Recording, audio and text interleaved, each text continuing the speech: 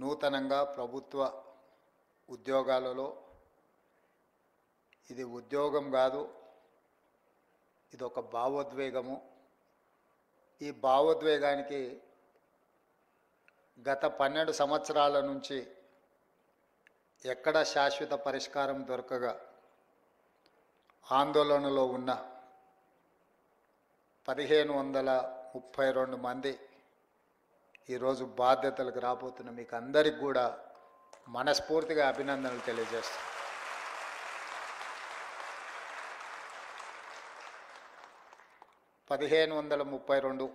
ఇందులో ప్రభుత్వ జూనియర్ కళాశాలకు సంబంధించిన 1292, పాలిటెక్నిక్ కళాశాలకు సంబంధించి 240 మంది అధ్యాపకులు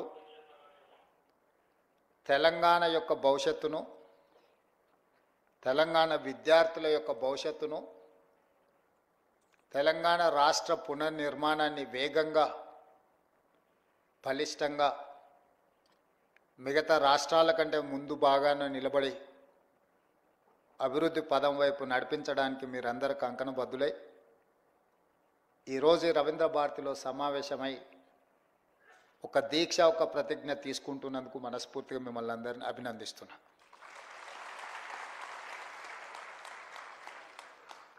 తెలంగాణ రాష్ట్ర నేపథ్యము, తెలంగాణ రాష్ట్ర ఉద్యమం యొక్క నైసర్గిక స్వరూపము, తెలంగాణ ప్రజల యొక్క ఆకాంక్ష నిరుద్యోగ సమస్య. ఈ నిరుద్యోగ సమస్యనే తెలంగాణ ఉద్యమాన్ని ఉవ్వెత్తున ఆకాశమంత ఎత్తుకు ఉద్యమాన్ని తీసుకెళ్ళి ప్రత్యేక తెలంగాణ రాష్ట్రాన్ని సాధించిన దాంట్లో మీరందరూ ముందు బాగాన నిలబడి క్రియాశీలకంగా తెలంగాణ రాష్ట్రాన్ని సాధించారు.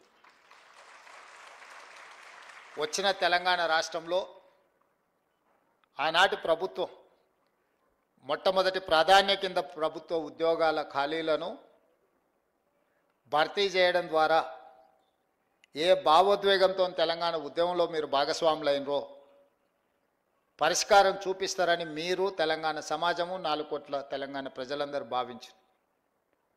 కానీ ఆనాటి ప్రభుత్వానికి ఉద్యమం పట్ల గౌరవం లేకనో, నిరుద్యోగుల పట్ల చిత్తశుద్ధి ప్రదర్శించకపోవడం వల్లనో ఈ సమస్యకు పరిష్కారం దొరకలేదు. ఎన్నికల కంటే ముందు తెలంగాణ రాష్ట్రంలో సమ్మక్క సారలమ్మ ఆశీర్వాదం తీసుకొని పాదయాత్ర మొదలుపెట్టినప్పుడు విద్యార్థి నిరుద్యోగ యువకులకు నేను ఒక పిలుపిచ్చిన, ఇక మీరు ఉద్యోగాలు అడగకండి, మీ ద్వారా ఉద్యోగాలు సాధించుకొని అధికారంలో కూర్చున్న వాళ్ళ ఉద్యోగాలు తీసేస్తే మీ ఉద్యోగాలు మీకు వస్తాయని ఆ రోజు నేను చెప్పడం జరిగింది.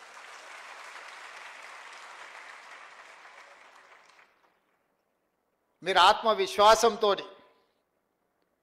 గద్దెనెక్కిన వాళ్ళు విర్రవీగుతుంటే మీరందరూ పట్టుదలతోటి తండ్రి, కొడుకు, బిడ్డ, అల్లుడి యొక్క ఉద్యోగాలను మీరు తొలగించడం ద్వారా ఈరోజు మీ ఉద్యోగాలను మీరు శాశ్వతంగా అందిపుచ్చుకున్నారని చెప్పి నేను సందర్భంగా చెప్పదలుచుకున్నాను. ఈ ప్రభుత్వ ఏర్పాటులో మీ కృషి ఉన్నది, ఈ ప్రభుత్వ ఏర్పాటులో మీ పట్టుదల ఉన్నది. ఈ ప్రభుత్వం కూడా అంతే పట్టుదలతోటి న్యాయస్థానాలలో సంవత్సరాల కొద్దిగా కేసులు వాయిదా పడుతూ మీ సమస్యలకు శాశ్వత పరిష్కారం చూపించకుండా ప్రభుత్వం సాగదీస్తున్న సందర్భంలో గతంలో దాదాపుగా చీఫ్ సెక్రటరీ గారు చెప్తున్నారు, మీ యొక్క నోటిఫికేషన్స్ కానీ మీ పరీక్షలు కానీ 12 సంవత్సరాల నుంచి వాయిదా పడుతున్న సమస్య. ఈరోజు ఇక్కడ ఉన్నవాళ్ళు 12 సంవత్సరాలు అంటే 22 ఏళ్ళకో 23 ఏళ్ళకో 24 ఏళ్ళ యుక్త వయసులో మీరందరూ పోటీ పరీక్షలు రాసి ఇందులో ఉద్యోగాన్ని సాధించి జీవితంలో స్థిరపడి మీ తల్లిదండ్రులను ఆదుకొని మీ కన్న తల్లిదండ్రులకే కాదు మీరు పెరిగిన ఊరికి, ప్రాంతానికి మంచి పేరు ప్రతిష్ట తేవాలని మీరు ప్రయత్నం చేశారు. కానీ మీ యుక్త వయసు 12 సంవత్సరాలు ఏ పరిష్కారం చూపించకుండా కాలగర్భంలో కలిసిపోయిందంటే ఇది తీరని అన్యాయం తెలంగాణ జాతికి, తెలంగాణ ప్రాంతానికే జరిగింది. అది మీ కుటుంబాలకు కాదని చెప్పి నేను సందర్భంగా చెప్తున్నా. 23, 24 ఏళ్ల వయసులో ప్రభుత్వ ఉద్యోగాలకు రావాల్సిన మీరు 35, 36 ఏళ్ల వయసులో వచ్చిరంటే 12 సంవత్సరాలు వృధాగా మీ కాలగర్భంలో కలిసిపోయింది అని అంటే ఒక మనిషి జీవితంలో ఎంత కోల్పోయినట్టో మీ ఉదాహరణనే తెలంగాణ సమాజం అర్థం చేసుకోవాలి.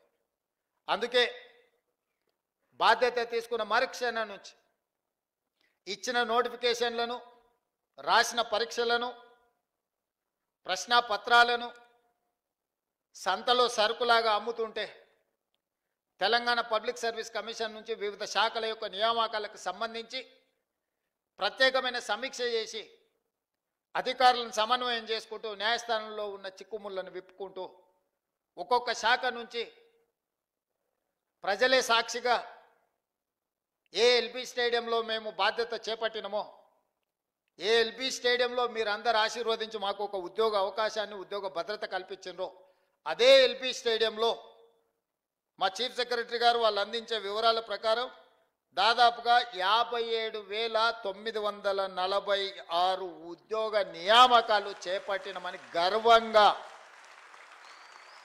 మీ ముందు నిలబడి నేను చెబుతున్నా.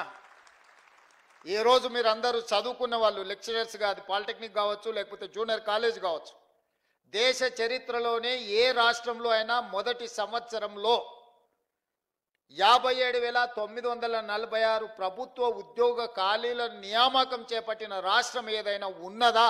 మీరు సమయం తీసుకొని మీరు మొత్తం వివరాలు సేకరించి మళ్ళీ తెలంగాణ సమాజానికి మీరు చెప్పండి. ఇది మా ప్రభుత్వం మీ అండతో సాధించిన విజయం. ఈ విజయం అసామాన్యమైనది. ఎందుకంటే ఇన్ని ఉద్యోగ నియామకాలను ఇవ్వడం ద్వారా తెలంగాణ ఉద్యమానికి పునాదులుగా ఉపయోగపడ్డ నిరుద్యోగ యువకుల యొక్క సమస్యను శాశ్వతంగా పరిష్కరించి ప్రభుత్వ ఉద్యోగ నియామకాలు అందించిన నాకు చాలా ఆత్మ సంతృప్తినిచ్చిన సందర్భం. ఒక కుటుంబంలో ఒక ఉద్యోగం వస్తే ఆ కుటుంబం యొక్క భవిష్యత్తే కాదు, వాళ్ళ భవిష్యత్ తరాల యొక్క భవిష్యత్తు కూడా తీర్చిదిద్దడానికి ఉపయోగపడుతుంది. ఈరోజు ప్రభుత్వ ఉద్యోగ నియామకాలలో మీరు అభివృద్ధి పదం వైపు నడిస్తే మీ భవిష్యత్ తరాలందరూ కూడా ఒక క్రమ పద్ధతిలో అభివృద్ధి జరగడానికి ఉపయోగపడుతుంది. మీ ఒక్కరికే పరిమితం అయ్యేది కాదు, మీకు, మీ ఊరికి, మీ కుటుంబానికి ప్రయోజనం చేకూర్చేది. ముఖ్యంగా విద్యాశాఖ, ప్రభుత్వ ఉద్యోగాలలో అన్నిటికంటే కీలకమైనది విద్యాశాఖ. అది సాంకేతిక విద్యనా, లేకపోతే ప్రాథమిక విద్యనా, ఉన్నత విద్యనా, ఏది అనేది పక్కన పెడితే ఈ విద్యనే దేశ భవిష్యత్తు తరగతి గదుల్లో ఉన్నది అని పెద్దలు చెప్పిండ్రు. ఇవాళ ఈ దేశం యొక్క ఆర్థిక పురోగతి మన విద్యాశాఖలో ఉన్నది. ఈ విద్యాశాఖనే భవిష్యత్తు విద్యార్థుల యొక్క భవిష్యత్తును తీర్చిదిద్దవలసిన మీ సిబ్బంది ఈరోజు ఆ బాధ్యత తీసుకొని తెలంగాణ నిర్మాణంలో భాగస్వాములు కాబోతున్నారు. అలాంటి విద్యాశాఖలో ఇచ్చే ఉద్యోగము విద్యాశాఖకు కేటాయించే నిధులు ఖర్చు కాదు, అది భవిష్యత్ తరాల పెట్టుబడి. అందుకే తెలంగాణ రాష్ట్రంలో మొట్టమొదటిసారి 21,650 కోట్ల రూపాయలు విద్యాశాఖకు కేటాయించి విద్యకు మా ప్రభుత్వంలో ప్రాధాన్యత ఉన్నదని చెప్పి మేము ప్రయత్నం చేసినాం. 10 సంవత్సరాలు డిఎస్సి నోటిఫికేషన్లు ఇవ్వకపోవడం, ఇచ్చిన పరీక్షలు రాయకపోవడం, పరీక్షలు రాసిన ప్రశ్నాపత్రాలు, జవాబు పత్రాలు జిరాక్స్ సెంటర్లలో అమ్ముతుంటే వాటన్నిటిని పక్కన పెట్టి టెట్ పరీక్షలు నిర్వహించడమే కాకుండా డిఎస్సి నోటిఫికేషన్ ఇచ్చి 55 రోజులలో మా అధికారులు పరీక్షలు నిర్వహించడం, ఫలితాలను ఇవ్వడము, నియామక పత్రాలను అందజేయడం కూడా 55 రోజుల్లోనే 11,000 పైచిలకు ఉపాధ్యాయులను నియమించిన చరిత్ర తెలంగాణ రాష్ట్రంలో మన ప్రభుత్వానిది, ప్రజాపాలనది. అదేవిధంగా 15-20 సంవత్సరాలు టీచర్ల ప్రమోషన్లు రాలే, 10 సంవత్సరాలు బదిలీలు జరగలే. దాదాపుగా 22,000 మంది టీచర్ల యొక్క ప్రమోషన్లు ఇవ్వడమే కాకుండా 36,000 మంది టీచర్ల యొక్క బదిలీలు చేసి విద్యా శాఖను ప్రక్షాళన చేసి ఈ ప్రభుత్వం మీకు అండగా నిలబడుతుంది అని చెప్పి మేము స్పష్టంగా ఆ నిర్ణయం తీసుకొని ముందుకు వచ్చినాం. అదేవిధంగా ఈరోజు తెలంగాణ రాష్ట్రంలో విద్యాశాఖ కొంత నిర్లక్ష్యానికి 10 సంవత్సరాలు గురవడం వల్ల దేశంలో ఉన్న రాష్ట్రాలలో అట్టడుగు నుంచి లెక్క పెడితే రెండో రాష్ట్రంగా మూడో రాష్ట్రంగా ఉన్నాం. మొదటి నుంచి లెక్క పెడితే 1, 2, 3లో ఉండాల్సిన తెలంగాణ రాష్ట్రం విద్యాశాఖలో చిట్ట చివరి నుంచి లెక్క పెడితే రెండో స్థానంలో మూడో స్థానంలో ఉండడం అనేది ఇది ఆందోళన కలిగించే విషయము. కేరళతో పాటు పోటీపడి రాణించవలసిన తెలంగాణ రాష్ట్రం విద్యాశాఖలో ఇంతగా ప్రమాణాలు పడిపోవడం ఇది ఆందోళనకరము. ఇది తెలంగాణ జాతికి అవమానకరం అని చెప్పి నేను ఈ సందర్భంగా చెప్పదలుచుకున్న మిత్రులారా. వాస్తవాలను అంచనా వేసుకొని వాస్తవాల మీద మనం చర్చించుకొని భవిష్యత్ ప్రణాళికలను నిర్ణయించుకున్నప్పుడే నిజంగా తెలంగాణలో ఉన్న విద్యా ప్రమాణాలను పెంచుకోవడానికి ఉపయోగపడుతుంది. ఈరోజు మేము పోటీ పరీక్షలకు చదువుకున్నాం, పరీక్షల ఫలితాలు సాధించినాం, ఉద్యోగం వచ్చింది, మా బాధ్యత అయిపోయింది అని ఎవరైనా అనుకుంటే అది తెలంగాణకు న్యాయం చెయ్యదు, న్యాయం జరగదు. ఈ రోజు నుంచి మీరు రెట్టించిన పట్టుదలతో ఈ రోజు నుంచే మీరు ఇది ఉద్యోగం కాదు, ఇది ఒక భావోద్వేగం, ఈ తెలంగాణ నిర్మాణంలో మేము భాగస్వాములమైనాం, ఇది ఒక గొప్ప అవకాశం మాకు వచ్చిందని మీరు నిర్ణయించుకొని ఈ భావోద్వేగానికి పునరంకితం అవ్వడం ద్వారా తెలంగాణకు మేలు జరుగుతుంది, తెలంగాణ యొక్క భవిష్యత్తు రూపురేఖలు మారబోతున్నాయని చెప్పి నేను మీకు అందరికీ చెప్పదలుచుకున్నా. అదేవిధంగా ఈ సందర్భంగా 1-2 విషయాలు మీతో నేను చర్చించదలుచుకున్నా. గవర్నమెంట్లో రెసిడెన్షియల్ నాన్ రెసిడెన్షియల్ స్కూల్స్ని అన్నిటిని లెక్కేస్తే 29,550 స్కూల్స్ ఉన్నాయి, రెసిడెన్షియల్ అండ్ నాన్ రెసిడెన్షియల్. ఈ 29,550 పాఠశాలలల్లో 25,48,449 మంది స్టూడెంట్స్ ఉన్నారు. ఇందులో సిబ్బంది 1,48,449 మంది టీచింగ్ స్టాఫ్ ఉన్నారు. అదే ప్రైవేట్ స్కూల్స్ 11,207 ఉన్నారు. ఆ పాఠశాలల్లో 36,87,753 మంది విద్యార్థులు ఉన్నారు. వాళ్ళ సిబ్బంది 1,83,372 మంది ఉన్నారు. నేను ఈరోజు మిమ్మల్ని అడగదలుచుకున్నా, దాదాపుగా 30,000 పాఠశాలల్లో 25,50,000 మంది విద్యార్థులు ఉంటే 11,800 ప్రైవేటు పాఠశాలల్లో 36,87,000 మంది విద్యార్థులు చదువుకుంటున్నారు అంటే మనకంటే ప్రైవేటు పాఠశాలలు గొప్పవా? మనకంటే విద్యా ప్రమాణాలు ఎక్కువగా ఉన్న సిబ్బంది వాళ్ళ దగ్గర ఉన్నారా? మనం ఎందుకు ఆ ప్రైవేట్ స్కూల్స్తోని కాంపిటీట్ చేయలేకపోతున్నాము? మన కాంపిటీషన్ ఎందుకు వాళ్ళతో పోటీ పడే విధంగా లేదు? ఎక్కడ లోపం ఉన్నదో దాన్ని ఆత్మ పరిశీలన చేసుకోవాల్సిన బాధ్యత ప్రభుత్వానికి, మీకు మాకు ఉన్నదా లేదా ఒకసారి ఆలోచన చేయండి అని నేను అడుగుతున్నా. ఈరోజు ప్రైవేట్ స్కూల్స్ చదువులు చెప్పే అక్కడ ఉండే ఉపాధ్యాయుల యొక్క ఎక్స్పీరియన్స్ కానీ వాళ్ళ చదువులు కానీ మీకంటే ఎక్కడ ఎక్కువ లేవు. నేను చాలా పాఠశాలల్లో వివరాలు తెప్పించిన, కానీ ఫోకసే ఎక్కడో మిస్ అవుతున్నాం. దీన్ని సరిదిద్దాల్సిన బాధ్యత మన అందరి మీద ఉన్నది. ప్రతి సంవత్సరం ప్రభుత్వ పాఠశాలల్లో విద్యార్థుల యొక్క చేరిక తగ్గుతూ వస్తుంది. విద్యా ప్రమాణాలు పడిపోతున్నాయి. ఇది ఆందోళన కలిగించే స్థాయికి చేరుకున్నాము. విద్యా ప్రమాణాలను పెంచడమే కాదు, విద్య ప్రభుత్వ కేటాయిస్తున్న నిధుల్ని మీరు లెక్కేయండి. ఈరోజు రెసిడెన్షియల్ స్కూల్స్లో నాకు తెలిసి ఒక్కొక్క విద్యార్థి మీద 40,000 ఖర్చు పెడితే రెగ్యులర్ డే స్కూల్స్లో 80,000 నుంచి 90,000 ప్రతి సంవత్సరం ఖర్చు పెడుతున్నాం మనం.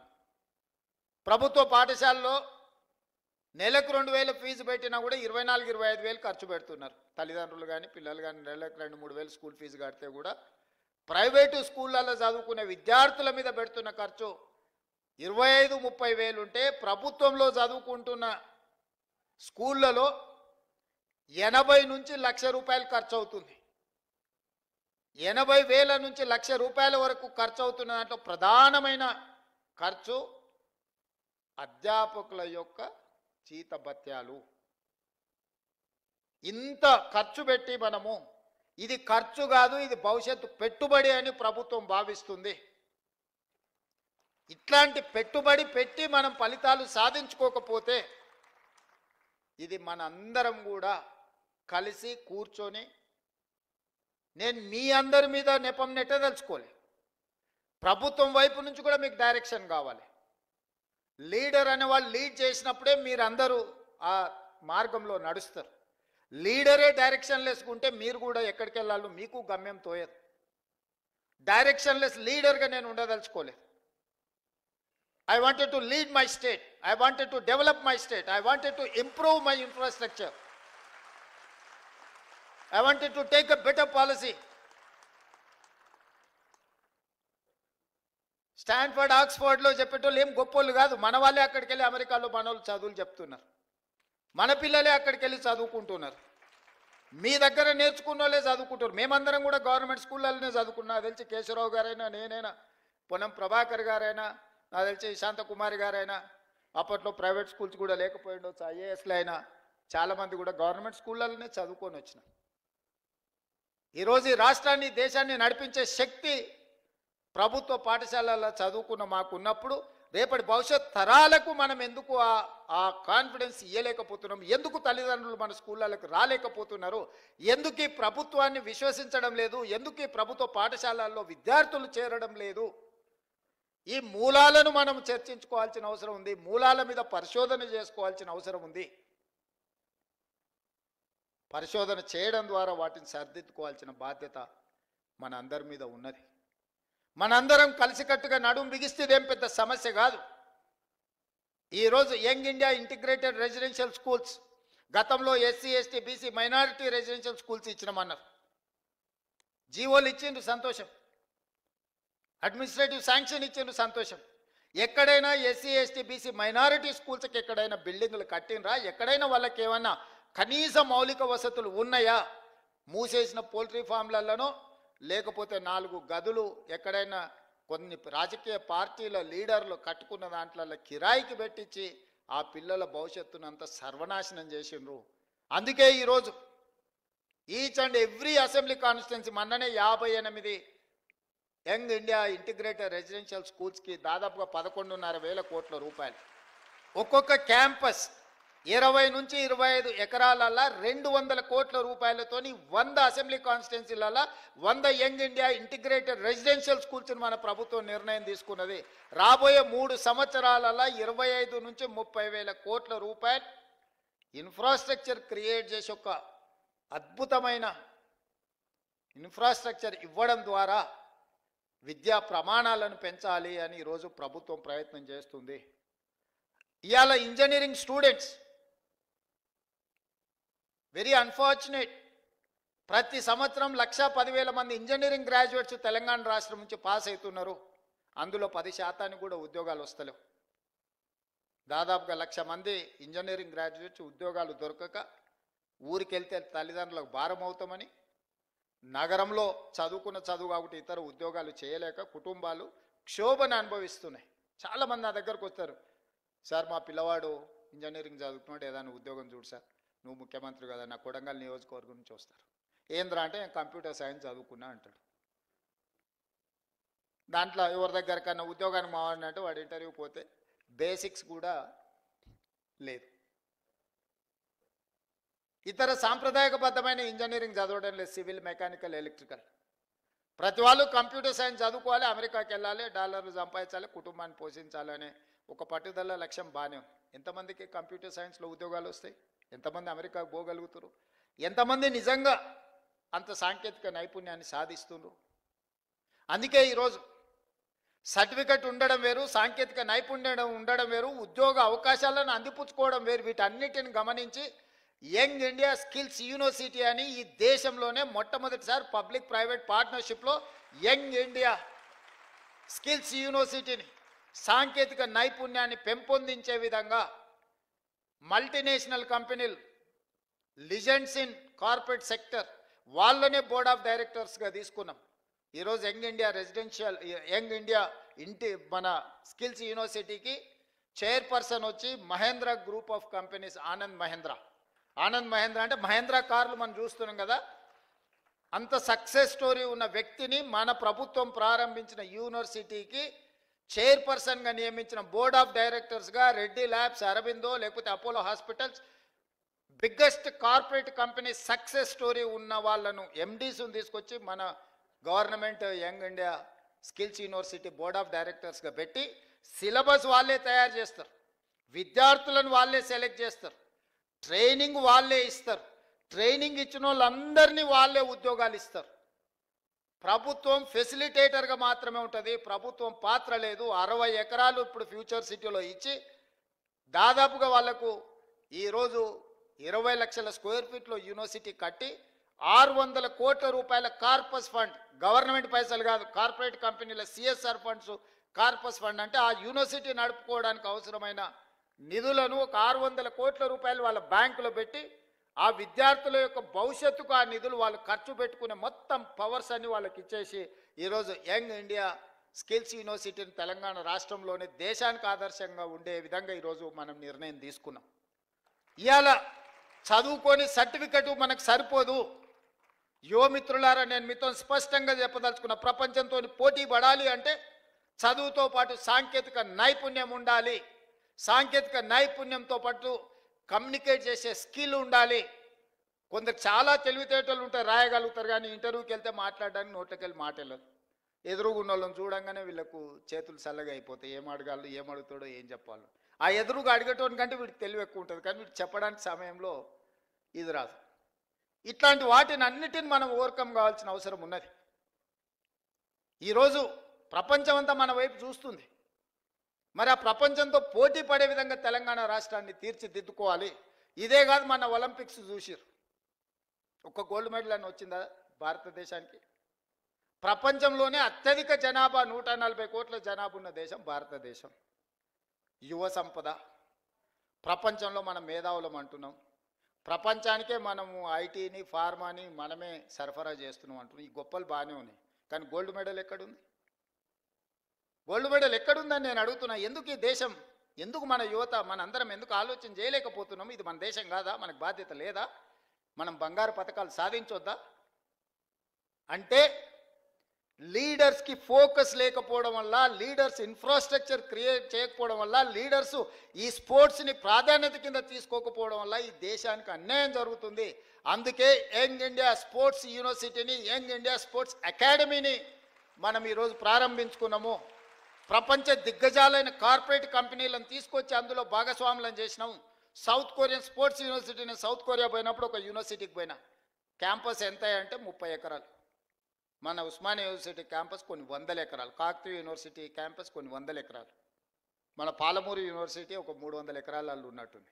30 ఎకరాలు సౌత్ కొరియన్ స్పోర్ట్స్ యూనివర్సిటీకి నేను వెళ్తే ఒలింపిక్స్లో 32 పథకాలు వచ్చినాయి. 32లో 16 పథకాలు ఒక యూనివర్సిటీకి వచ్చినాయి. 16 పథకాలలో ఒక అమ్మాయిని నేను కలిసిన ఆర్చరీలో, ఆ అమ్మాయికి 3 గోల్డ్ మెడల్స్ వచ్చినాయి. ఒకే ఒక అమ్మాయి ఒలింపిక్స్లో 3 గోల్డ్ మెడల్స్ సంపాదించింది. I was surprise. ఒక అమ్మాయి 3 ఒలింపిక్స్లో గోల్డ్ మెడల్ సంపాదించిన అమ్మాయి ఆ యూనివర్సిటీ స్టూడెంట్ సాదాసీదాగా వచ్చి కలిసింది. ఒక అమ్మాయి చిన్న పాపులేషన్ ఉన్న సౌత్ కొరియాలో 3 గోల్డ్ మెడల్, 32 మెడల్స్ సాధిస్తే 140 కోట్ల జనాభా ఉన్న మనం ఒక్కటి కూడా సాధించలేదంటే మనం ఆత్మ పరిశీలన చేసుకోవాల్సిన అవసరం ఉందా లేదా ఆలోచన చేయండి మిత్రులారా. అందుకే ఈరోజు చదువుతో పాటు క్రీడలకు కూడా ప్రాధాన్యత ఇవ్వాలని క్రికెట్లో వరల్డ్ కప్ సాధించిన సిరాజుద్దీన్ మన హైదరాబాద్ యువ క్రికెటర్ని, అతను చదువుకున్నది ఇంటర్మీడియటే. అతనికి ఉద్యోగాలు ఇవ్వాలంటే నిబంధన అడ్డం వచ్చింది. క్యాబినెట్లో పెట్టి నిబంధనను సవరించి గ్రూప్ 1 డిఎస్పీ జాబ్ సిరాజుద్దీన్కి ఇచ్చిన నేను. నిఖత్ జరీన్ బాక్సింగ్లో నిజామాబాద్ ఒక అత్యంత poorest of the poor minority family girl బాక్సింగ్లో రాణిస్తే ఆ అమ్మాయిని నిఖత్ జరీన్ని 2 కోట్ల రూపాయల నగదు ఇవ్వడమే కాకుండా గ్రూప్ 1 జాబ్ డిఎస్పీ జాబ్ ఆ అమ్మాయికి ఇచ్చిన. దీప్తి అని పారా ఒలింపిక్స్లో కాంస్య పథకం సాధించింది వరంగల్ అమ్మాయి. ఆ అమ్మాయికి గ్రూప్ 2 జాబ్ ఇవ్వడమే కాకుండా వరంగల్లో ఇల్లు ప్లాట్ ఇవ్వడమే కాకుండా 25 లక్షల రూపాయల క్యాష్ రివార్డు కూడా ఇచ్చినాం. ఇవన్నీ కూడా నేను ఎందుకు మీతో పంచుకుంటున్నానంటే చదువుతో పాటు క్రీడలలో రాణించాలి. క్రీడలు దేశం యొక్క ప్రతిష్టను పెంపొందిస్తాయి. మొన్న నేను ప్రధానమంత్రి గారిని కలిసినప్పుడు 2036లో ఒలింపిక్స్ క్రీడల్ని ఈ దేశంలో నిర్వహించాలని మనోళ్ళు బిడ్డింగ్ చేస్తున్నారు. ఈ దేశంలో అత్యధికంగా క్రీడలకు సంబంధించిన వసతులు తెలంగాణ రాష్ట్రంలో హైదరాబాద్లో ఉన్నాయి. 20 ఏళ్ల కింద మనము నేషనల్ మిలిటరీ గేమ్స్ కండక్ట్ చేసినాం, ఏషియన్ గేమ్స్ కండక్ట్ చేసినాం. గొప్ప గొప్ప క్రీడల్ని మన హైదరాబాద్ నగరంలో మనం నిర్వహించినాం. కానీ 20 ఏళ్ళు అవి పెళ్లిళ్లకు పేరంటాలకు ఫంక్షన్ హాల్స్గా మారిపోయినాయి. ఇది నిజంగా బాధతోని కూడుకున్న విషయం. అందుకే నేను వస్తానే సింగిల్ ఆర్డర్ ఇచ్చిన, స్పోర్ట్స్కు తప్ప గేమ్స్కు తప్ప అవి ఎవరికి ఇవ్వద్దు. ఎవడున్నా ముఖ్యమంత్రి ఇంట్లో శుభకార్యం ఉన్నా అవి మాత్రం ఇవ్వడానికి వీల్లేదని ఒక ఆర్డర్ ఇచ్చి వాటిని అన్నిటిని రివైవ్ చేసి రిపేర్స్ చేసి ట్రై నేషనల్ ఫుట్బాల్ ఛాంపియన్షిప్ నుంచి రెగ్యులర్గా క్రీడల్ని అక్కడ నిర్వహించే కార్యక్రమాన్ని ఇచ్చిన. ఇవాళ అవన్నిటిని కూడా స్పోర్ట్స్ యూనివర్సిటీకి మనం ఈరోజు డెడికేట్ చేస్తున్నాం. రేపు భవిష్యత్తులో మీరందరూ, ఎందుకంటే మీ స్కూల్లో మీ కాలేజీలో మీ ప్రాంతంలో మట్టిలో మాణిక్యాలను వెలికి తీసి క్రీడాకారులను తయారు చేసే బాధ్యత మీ అందరి మీద ఉన్నది. మిత్రులారా, మీరందరూ దృష్టిలో పెట్టుకోండి. చదువుకోవడం ఉద్యోగం సాధించడమే కాదు, దేశ గౌరవ ప్రతిష్ట పెరగాలి అంటే కూడా ఇతర రంగాలలో మనం రాణించాలంటే మీరు గుర్తించాలి. విద్యార్థులలో ఉన్న నైపుణ్యాన్ని మీరే గుర్తించగలరు. తల్లిదండ్రుల కంటే ఎక్కువగా మీరు వాళ్ళతో మీతోనే ఎక్కువ సమయం ఉంటారు, మీరే గుర్తించగలుగుతారు. మీరందరూ ఆ దిశగా ఆలోచన చేయండి. ఆ దిశగా మనందరం ప్రయాణం చేద్దాం, మనందరం కలిసి పనిచేద్దాం. కొన్ని సమస్యలు ఉండొచ్చు, కానీ సమస్యల మీద చర్చించుకుంటూ సమస్యలు పరిష్కారం కాలేదు కాబట్టి ప్రభుత్వానికి సహకరించమని ప్రభుత్వ ఉద్యోగులు ఎవరన్నా అనుకుంటే ఇంకా మన పరిస్థితులు దిగజారిపోయి నెల జీతభత్యాలు ఇచ్చుకోలేని పరిస్థితికి పడిపోతాము. ఇవాళ ప్రభుత్వంలో ఉన్న వాళ్ళని అడగండి, డిసెంబరు 2023 కంటే ముందు ఎన్నడైనా 1వ తారీఖు నాడు జీతాలు వచ్చినాయా? తెలంగాణ రాష్ట్రం వచ్చిన తర్వాత జనవరి 2024 నుంచి ఈ రోజు వరకు ప్రతి నెల 1వ తారీఖు నాడు ప్రభుత్వ ఉద్యోగికి జీత భత్తాలు ఖాతాలో పడుతున్నాయా లేదా? మీరు ఒక్కసారి వాళ్ళు అడగండి. ఏ ప్రభుత్వం కోసం, ఏ ప్రజల కోసం మీరు నిరంతరం కష్టపడుతున్నారో 1వ తారీఖు నాడు మీకు జీత భత్యాలు ఇవ్వలేదంటే మీ యజమాని మీదనో మీ ప్రభుత్వం మీదనో మీకు ఎందుకు విశ్వాసం ఉంటుంది? ఎందుకు నమ్మకంగా పనిచేస్తారు? అందుకే ఈరోజు ప్రతి నెల 1వ తారీఖు నాడు నా ప్రభుత్వ ఉద్యోగులకు జీత భత్యాలు ఇచ్చే ప్రయత్నం నేను చేస్తున్నా. ఇప్పటివరకు ఒక్క రోజు కూడా తప్పకుండా ఈ నెల చాలా ఇబ్బంది వస్తే రిజర్వ్ బ్యాంకులో ప్రత్యేకంగా తలకాయ తాకట్టు పెట్టి 4,000 కోట్ల రూపాయలు తీసుకొచ్చి 1వ తారీఖు నాడు ప్రభుత్వ ఉద్యోగస్తులకు జీత భత్యాలు ఇచ్చిన. సరే, కరువు భత్యము, డిఏలు, కొన్ని విషయాలు మీరు అంటున్నారు. నేను ఒకటే మా ప్రభుత్వ ఉద్యోగ మిత్రులకు విజ్ఞప్తి చేస్తున్నాను. ఈ ప్రభుత్వం మీది, నేను కస్టోడియన్ను మాత్రమే. నేను మీ అందరి తరఫున సమన్వయం చేసేవాడిని. నాకంటూ ప్రత్యేకంగా కిరీటం ఏం లేదు. నాకేదో పెద్ద స్ట్రేచర్ ఉందని కొంతమంది మా స్ట్రేచర్ పెద్దదని. ఇంతకుముందే మా ఎమ్మెల్యేలు చెప్పేసిన స్ట్రేచర్ ఉన్నాయని స్ట్రెచర్ మీద కొండి, స్ట్రెచర్ మీద నుంచి మార్చరికి పోతాడు రేపు పొద్దుగాల. స్ట్రేచర్ అనేది పొజిషన్కి ఉంటుంది, ఇండివిజువల్కి ఉండదు. ఇండివిజువల్ పర్సన్స్కో ఇండివిజువల్ కాస్ట్కో స్ట్రేచర్ ఉండదు. ఎమ్మెల్యేకి స్ట్రేచర్ ఉంటుంది, ప్రభుత్వ ఉద్యోగికి స్ట్రేచర్ ఉంటుంది, ఎమ్మెల్యేకి స్ట్రేచర్ ఉంటుంది, ఎంపీకి స్ట్రేచర్ ఉంటుంది, ఎమ్మెల్సీకి స్ట్రేచర్ ఉంటుంది, మంత్రికి స్ట్రేచర్ ఉంటుంది, ముఖ్యమంత్రికి ఉంటుంది, గవర్నర్కి ఉంటుంది, ప్రధానమంత్రికి ఉంటుంది, రాష్ట్రపతికి ఉంటుంది. ఆ కుర్చీకి స్ట్రేచర్ ఉంటుంది. మీరు మాకు స్ట్రేచర్ ఉందని అనుకుంటే ఆ స్ట్రేచర్ ఉందని విర్రవీగితే స్ట్రెచర్ మీదకి పంపించరు. ఇట్లే చేస్తే ఆ తర్వాత మార్చరికి పోతారు. అది కూడా గుర్తుపెట్టుకోవాలి. అందుకే ఈరోజు మా ప్రభుత్వ ఉద్యోగ మిత్రులకు నేను విజ్ఞప్తి చేస్తున్నా. పైసా లెక్క మొత్తం మీకు అప్పచెప్తా. ఏది ఎట్లా వంచాలనో మీరే చెప్పురి. ఇక నా దగ్గర ఏం లేదు, అనా పైసా నా అన్ని జేబులలో తీసి మీ ముందర పెడతా, టేబుల్ మీద పెడతా. ఒక్క పైసా కూడా నా జేబులో పెట్టుకొని నా నెల జీతం కూడా మీకే ఇస్తా. ఎట్లా వంచుదామో చెప్పురి. సింపుల్ లెక్క చెప్తా నేను. ప్రతి నెల రాష్ట్ర ప్రభుత్వానికి 18,000 నుంచి 18,500 కోట్ల రూపాయల ఆదాయం ఉంది. ప్రతి నెల రాష్ట్ర ప్రభుత్వానికి 18,000 నుంచి 18,500 కోట్ల రూపాయల ఆదాయం ఉంది. ఓ నెల 200 ఎక్కువ, 200 తక్కువ, ఇది ప్రతి నెల ఆదాయం. 6,500 కోట్ల రూపాయలు ప్రభుత్వ ఉద్యోగస్తుల జీతభత్యాలు, పెన్షన్లు, అవుట్సోర్సింగ్, కాంట్రాక్ట్ ఏదన్నా అనుకోండి, మీకు ప్రతి నెల జీతభత్యాలు ఇవ్వడానికి 6,500 కోట్లు పోతున్నాయి. ఇంకొక 6,500 కోట్లు అయ్యగారు చేసిన అప్పులకు తప్పులకు ప్రతి నెల 10 తారీఖు లోపల కట్టాల్సి వస్తుంది. 7 లక్షల కోట్ల అప్పులు చేసిండు, కాళేశ్వరం లాంటి తప్పులు చేసిండు. ఈ రెండింటి కలిపి, అప్పులకు తప్పులకు కలిపి, ఇష్టం ఉన్నా లేకపోయినా, నాకు నచ్చినా నచ్చకపోయినా ఆయన నాకు ఇచ్చిన నజరాన ఏందయ్యా అంటే ప్రతి నెల 6,500 కోట్ల రూపాయలు నేను అప్పులోకి కట్టాల్సిందే. నేను ఒక పూట ఉపాసం పండినా బ్యాంకులో, రిజర్వ్ బ్యాంకులో పడంగానే వాళ్ళే గుంజుకుంటారు, నన్ను అడగను కూడా అడగరు. ఇది ఒక డబ్బా నా ఆదాయం. ఇందులో ప్రతి రూపాయి పడంగానే 1 తారీఖు నుంచి 10 తారీఖు లోపల ఈ అప్పులు ఇచ్చిన బ్యాంకులు, రిజర్వ్ బ్యాంకు నుంచి అటే తీసుకొని పోతారు. 6,500 అటు పోయినాయి. మీరు మా బంధువులు, ఆత్మబంధువులు కాబట్టి 6,500 కోట్లు మీ ఉద్యోగస్తులకు ఇస్తున్నా. 13,000 కోట్ల రూపాయలు అయిపోయినాయి. ఇక నా దగ్గర ఎంత మిగిలిందా అంటే 5,000 నుంచి 5,500 కోట్లు. ఇక నేను మిమ్మల్ని అడుగుతున్నా, ఈ 5,000 నుంచి 5,500 కోట్లల్లా షాదీ ముబారక్, కళ్యాణ లక్ష్మి, పెన్షను, రైతు రుణమాఫీ, రైతు భరోసా, ఇట్లా 25-30 ప్రభుత్వ సంక్షేమ పథకాలు ఉన్నాయి. ఇవి కాకుండా అర్ధాంతరంగా ఆగిపోయిన కాళేశ్వరం కట్టాలి, కూలిపోయిన శ్రీశైలం లెఫ్ట్ బ్యాంక్ కెనాల్ని కట్టాలి, పాలమూరు రంగారెడ్డి ఎత్తిపోతలు కట్టాలి, రీజనల్ రింగ్ రోడ్కు నిధులు ఇవ్వాలి.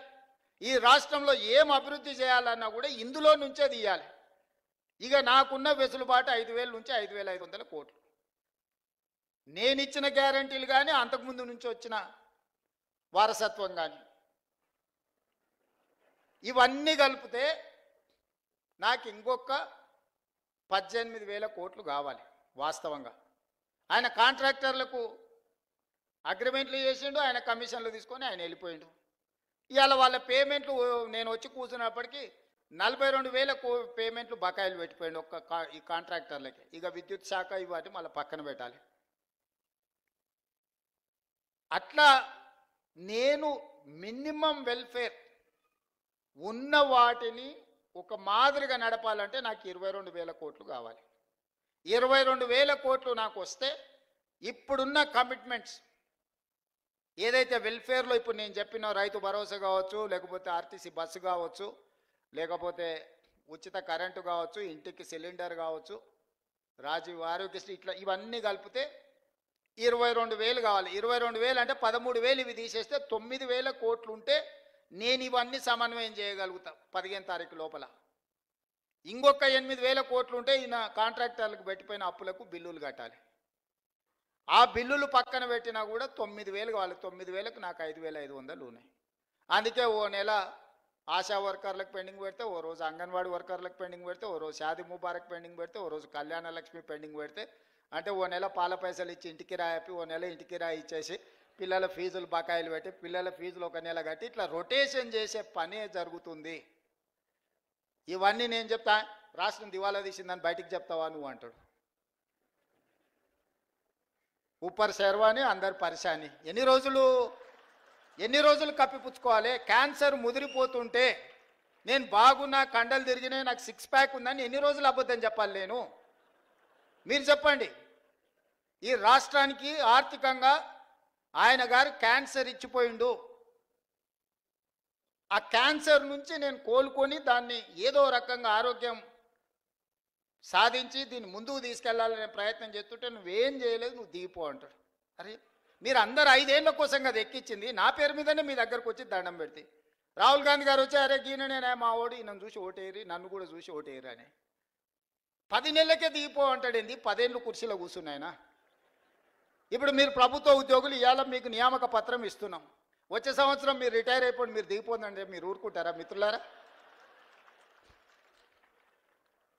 మీకు ఒక నిబంధన ప్రకారమే మిమ్మల్ని నియామకం చేపడుతున్నాం కదా. ఇవాళ మీకు నియామక పత్రాలు అందిస్తున్నట్టు ఒక నియమ నిబంధనల ప్రకారమే కదా.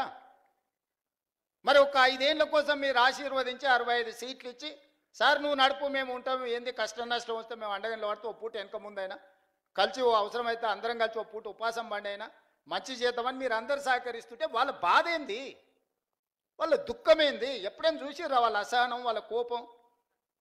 ఏం గుంజుకున్నా వాళ్ళది? నేను ఏం ఫామ్ హౌస్ గుంజుకున్నానా? ఈ కుర్చీ కూడా మీరు గుంజుకొని నాకు ఇచ్చారు, నేనేం గుంజుకోలేదే. మీరు అందరు కలిసి ఇక లాభం లేదా, నువ్వు దిగు, ఇక నువ్వు ఉన్నా ఒకటే లేకున్నా ఒకటే, పోతేంత ఉంతేంత అని చెప్పి దించి మీరు అప్పచెప్తారు. నేను పని చేయనియాలి కదా నన్ను. ఇప్పుడు నన్ను పని చేయనిస్తేనే కదా ఇవాళ వీడికి వచ్చి మీ ముందు నిలబడి మీ నియామక పత్రాలు ఇవ్వగలిగిన కదా. ఆయన 12 ఏళ్ళలో చేసినట్టే నేనెందుకు చేయడానికి అవకాశం వస్తుండే. ఆయన పాలమూరు రంగారెడ్డి ఎత్తిపోతలు పూర్తి చేసి ఇవాళ నేను కొట్లాడాల్సిన అవసరం ఎందుకుంది. ఎస్ఎల్బిసి 2005-6లో మొదలుపెట్టింది, 2026 వచ్చినా పూర్తి చేయనందుకే కదా నేను మనం మొదలు పెడితే ప్రమాదం జరిగి 8 మంది ప్రాణాలు కోల్పోయినరు. భీమా, నెట్టంపాడు, కోయిల్ సాగర్ ఏదైనా, ఆనాడు మేము కట్టిన శ్రీశైలం, నాగార్జున సాగర్, శ్రీరామ్ సాగర్ ఏ ప్రాజెక్ట్ అయినా చూడండి, 60 ఏళ్ళు 70 ఏళ్ళ నుంచి నిటారుగా నిలబడి ఎన్నో తుఫాన్లకు ఎన్నో భూకంపాలకు తట్టుకొని నిలబడ్డ ప్రాజెక్టులు మేము కడితే, ఆయన గారు 1,00,000 కోట్లు పెట్టి కాళేశ్వరం కడితే కట్టుడు కూలుడు 2 అయిపోయినాయి.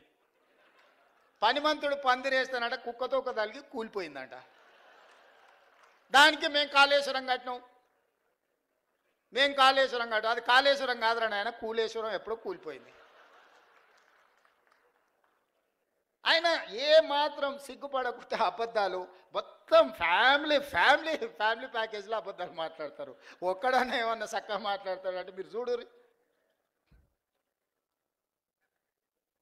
సరే, ఇవన్నీ నేను చూసుకుంటా, పిల్లల భవిష్యత్తు మీరు చూసుకోరు. నా కోరిక ఒక్కటే, రేపటి నాయకత్వాన్ని ఇవ్వాల్సింది మీరే. ఆనాడు మాకు చదువులు చెప్పిన సార్లు మాకు చదువు నేర్పిండ్రు కాబట్టి ఈరోజు ఈ రాష్ట్రానికి మేము నాయకత్వాన్ని ఇవ్వగలిగినాం. మేము ప్రభుత్వ పాఠశాలల్లో చదువుకొని వచ్చినాం, గ్రామీణ ప్రాంతం నుంచి వచ్చినాం, పల్లెటూరు నుంచి వచ్చిన వాళ్ళు. మేమేం ఆకాశం నుంచి ఊడిపడలే, అమెరికాలో చదువుకోలే, ఇక్కడనే చదువుకున్నాం, ఇక్కడ గవర్నమెంట్ స్కూళ్ళనే చదువుకున్నాం. కానీ ఈరోజు ఓ బాధ్యత నెరవేరుస్తున్నాం, దీంట్లో ముందుకు వెళ్తాం. ఇందులో ఇట్లాంటి ఒడిదుడుకులు వచ్చినప్పుడు మేము ఎదుర్కొంటాం. అవసరమైనప్పుడు మీరు సహకారం అందిద్దురు. రేపటి భవిష్యత్ తరాలను నిర్మించడానికి మీ సహకారం అవసరం మిత్రులారా. కొన్నిసార్లు ఏదైనా అటు ఇటు పూట వెనక ముందు ఆలస్యమని, ఇది మన కుటుంబము. మన కుటుంబంలో నెల జీతం సరిపోనప్పుడు మనం ఎట్లయితే సమన్వయం చేసుకొని, ఓసారి ఇంటికి రాయి 4 రోజులు, ఓసారి పాల పైసలు, ఓసారి పిల్లల ఫీజులు, ఓసారి ఆ దవాఖాన ఖర్చులు, ఓసారి పండుగ కొత్త బట్టలు కొనుక్కోకుండా కూడా పాత వాటిని ఉతికి ఇస్త్రీ చేసుకొని మంచిగా దొడుక్కుంటాం. వీళ్ళు ఎదురుగున్నోళ్ళు ఏమన్నా అనుకుంటారేమో. ప్రభుత్వం కూడా గింతే, ఇదేంది లేదు. మీ కుటుంబం నా కుటుంబం ఏందో ఈ ప్రభుత్వం కూడా మందే. అనా పైసతో సహా అన్ని లెక్కలు మీ ముందర పెడతా. మీరే ఒక కమిటీ వేసుకోండి, రాన్రి, కూర్చొని అన్నీ మీకు అప్పచెప్తే ఏది వంచుతారో మీరు సిట్టి రాసిస్తే ఆ సిట్టి ప్రకారం రాబోయే 12 నెలలు మొత్తం అట్నీ చేస్తా. ఒక్క రూపాయి కూడా దాచిపెట్టను, ఒక్క రూపాయి కూడా నేను అబద్ధం చెప్పను. అబద్ధాలతోని తాతల ముత్తాతల పేర్ల మీద ఎవరి పిల్లలో చచ్చిపోతే ఇంత దూరం నేను రాలే. కష్టాన్ని నమ్ముకొని వచ్చినా, ఉన్నది ఉన్నట్టు చెప్పి ఇంత దూరం వచ్చిన. ఈరోజు ఇక్కడికి చేరుకున్నా అంటే కష్టము, నిజం మాట్లాడడం ఈ రెండే మీరు ఆశీర్వదించి ఇక్కడికి ఇచ్చారు. ఇక్కడికి వచ్చిన తర్వాత అబద్ధాల ప్రాతిపదికన రాష్ట్రాన్ని నడపదలుచుకోలేదు మిత్రులారా. కష్టమైన నష్టమైన మీకు చెప్పి, మీకు వివరించి, మీ అనుమతి తీసుకొని ఏం చేయమంటే అది నేను చేస్తా. నాకేం చేసేది ఉంది? ఒక్క రూపాయి కూడా ఇంటికి తీసుకెళ్ళాను. నేను చెప్తున్నా, నాకు ఏంది లేదు. ఒక బిడ్డ ఉన్నది, పెళ్ళైంది, వాళ్ళు మంచిగా ఉన్నారు, నాకు వయసు ఉంది, కాళ్ళు చేతులు బాగున్నాయి, ఓపిక ఉంది. 20 ఏళ్ళు ఈ తెలంగాణ సమాజ నిర్మాణం కోసం నేను పనిచేస్తా. మీరు అందగా నిలబడుండ్రి. వచ్చినోళ్ళే కాదు, ఉన్నోళ్ళకు కూడా చెప్పుండ్రి, ఇది మన ప్రభుత్వం, దీన్ని రక్షించుకోవాల్సిన బాధ్యత మన మీద ఉంది. మిమ్మల్ని ఎమోషనల్గా డ్రైవ్ చేసి, నిన్న మన సర్పంచ్లను కొంతమంది ధర్నా అన్నారు, మా బిల్లులు రాలేదన్నారు. ఎప్పటివా అని అడిగిన, 3 ఏళ్ళ కింది సార్ అన్నారు. 3 ఏళ్ళ కింది ఎవడు ఉండేనా? వాళ్ళ గురువు గారే ఉండే కదా. వాళ్ళ గురువు గారు నిండా ముంచిపోతే నేను ఒకటొకటి కట్టుకుంటూ వస్తున్నా. సర్పంచ్లకు బిల్లులు ఇవ్వాలి కదా ఆయన అంటాడు. తాటి చెట్టు లెక్క పెరిగింది కానీ అవగిందంత అవగాహన కూడా లేదు. ఆయననే కదా ఆర్థిక మంత్రి ఉన్నది, ఆయన ఇస్తా అంటే నేను వద్దానా? అంటే ఇట్లాంటివి సమయానుకూలంగా ప్రజలు మర్చిపోతారు అనుకొని మనల్ని భ్రమలలో పెట్టి ఏదైతే చేయాలనుకుంటుందో అది కుదరదు, అది అట్లా మంచిది కాదు. జాగ్రత్తగా మన అందరం కలిసి ముందుకు వెళ్దాం, ఈ రాష్ట్రాన్ని కాపాడుకుందాం, ఈ రాష్ట్రాన్ని దేశానికి ఆదర్శంగా తీర్చిదిద్దుదామని తెలియజేస్తూ మీ అందరి దగ్గర సెలవు తీసుకుంటున్నా. ధన్యవాదాలు మిత్రులారా.